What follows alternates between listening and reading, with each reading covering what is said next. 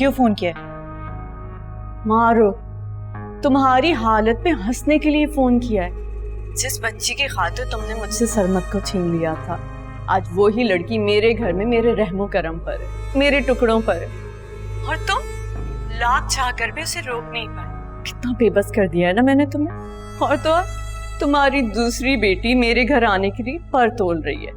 मुझे सब कुछ याद है। जो तकलीफ तुमने मुझे और मेरी आपी को दी थी, उतनी तकलीफ अब तुम्हें भी होगी। अम्मी, अब तुम देखो मैं तुम्हारे साथ क्या करती हूँ। तुम भी उसी तरह लाचार रहोगी, बेबस रहोगी, जिस तरह तुमने मुझसे मेरा सब कुछ छीनकर मुझे अकेला कर दिया था।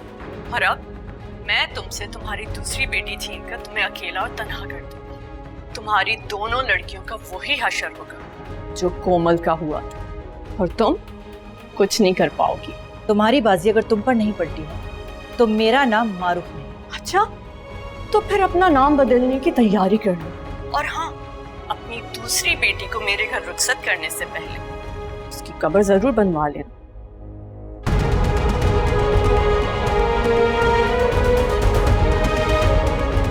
ऐसा कैसे हो सकता है? मेरी मॉम इस तरीके से बात कैसे कर सकती है? यही सच है अदील। और आंटी, आपने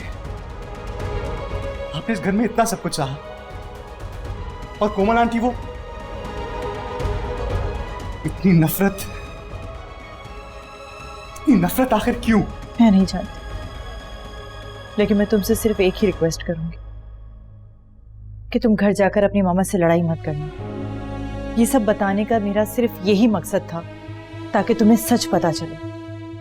जुनैद भी ये सब कुछ जानता है, लेकिन वो भी खामोश है क्योंकि उसे उम्मीद ने कहा है ताकि आप लोगों का घर खराब ना हो। औलाद माँ बाप से बदगुमान हो जाए तो इससे ज्यादा बदनसीबी और क्या होती है। और मैं नहीं चाहती बेटा कि ये सब तुम लोगों के साथ हो। मैंने भी जेलिसी में आके दादी के साथ मिलके आप सब लोगों को कितना सताया है। उम्मीद को भी बहुत तंग किया। मुझे खुद पे गुस्सा आ रहा है कि नफरत में मैं इतना सब कुछ कैसे कर सकती हूँ। मैं सोचता रहा कि ये खानदानी झगड़े हर फैमिली का हिस्सा होते हैं। इस तरह शायद आप लोगों के बीच में भी मामूली झगड़े होते हों, मगर मैं नहीं जानता था कि नफरत की रगें इतनी गहरी बहती हैं। और वहां मॉम और नानी तो मुझे कुछ और ही बताती थी। क्योंकि सच्चाई ज्यादा देर तक छुप नहीं सकती, वो कभी ना कभी सामने आकर ही रहती है। अदील, क्या ये सब कुछ जानकर भी तुम चाहोगे कि तुम्हारी शादी रमल के साथ हो? हाँ आंटी, क्योंकि मैं रमल के बगैर नहीं रह सकता। और आप लोगों से भी यही दरख्वास्त होगी कि मेरी फैमिली और आपके बीच में जो झगड़े हो रहे हैं उससे रमल और मुझे असर ना पड़े। मैं बहुत खुश रखूंगा रमल को, जैसे भाई ने घर पर भाभी को रखा है। और बेटा, इस पर कोई आंच आई तो? मैं वादा करता मैं रमल को कुछ नहीं होने दूंगा, अब चाहे मेरी जान भी चले जाए।